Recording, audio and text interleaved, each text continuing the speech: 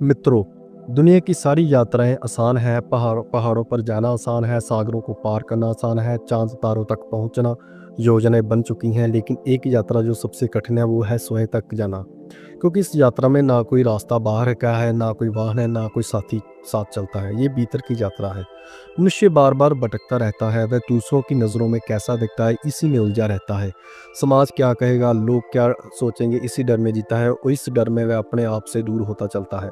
स्वयं को जानने का अर्थ है अपने सारे मुखौटे गिरा देना, अपने झूठे चालाकियाँ, अपनी महत्वाकांक्षाएं सबको नंगे रूप में देखना। यही कठिन है, क्योंकि दूसरों को धोखा देना आसान है, लेकिन स्वयं से झूठ बोलते बोलते मनुष्य स्वयं को पहचानना ही भूल जाता है।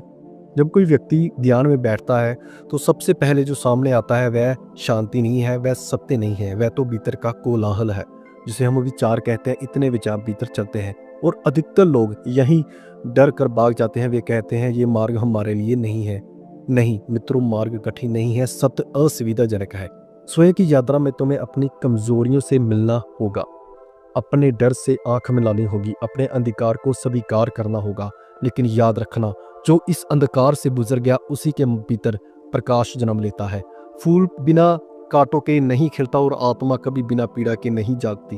जब तुम समय को जान लेते हो तो पहली बार तुम किसी और की नकल नहीं रहते। तुम मौलिक हो जाते हो, तुम स्वतंत्र हो जाते हो और स्वतंत्रता एक परम आनंद है। इसलिए ओशो कहते हैं जो बाहर की दुनिया जीत ले वह सम्राट नहीं, जो समय को जीत ले वही सच्चा सम्राट है। याद रखना मित्रों, समय स्वयं की यात्रा सबसे दुर्भर है, लेकिन यही यात्रा तुम्हें तुम्हारे घर तक पहुंचाती है। धन्यवाद।